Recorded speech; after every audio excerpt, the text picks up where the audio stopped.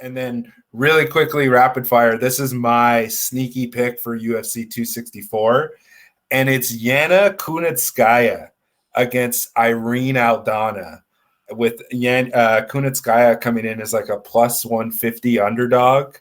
And is it really that high? Yeah, and Yana Kunitskaya she's quite good.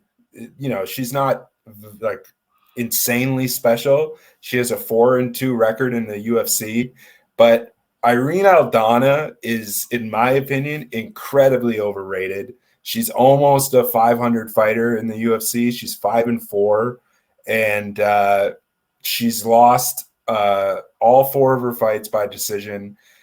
She's never been finished, but I feel like if we see Yana Kunitskaya pull off that same type of performance that she had against Ketlin Vieira, I got to just ride with this. And I know it's kind of just like a random fight, but this is one that I put some work in, and I'm pretty confident in this one.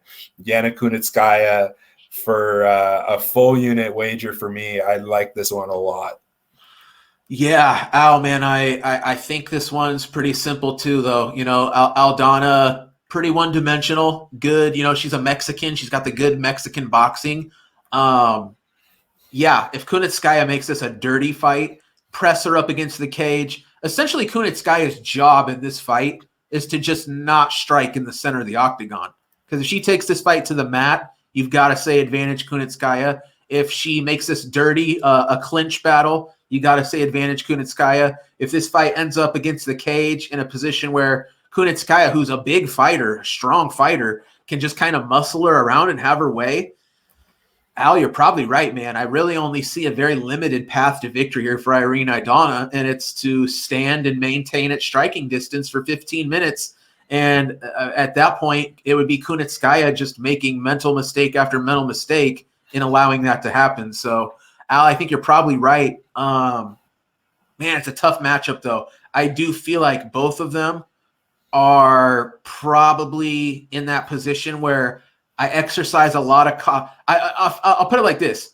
I'm ultra cautious placing a bet on Irene Aldana due to her limited skill set.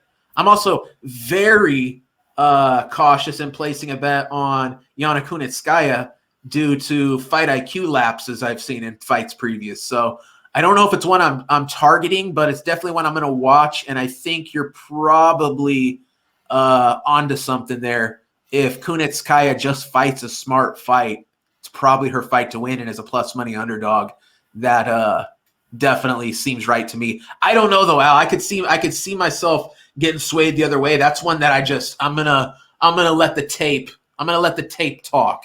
And however I come out after the tape study, that's who I'm gonna rock with. But I don't know if I'm gonna be able to get myself to pull the trigger regardless of what side I pull out here, unless these numbers really move around.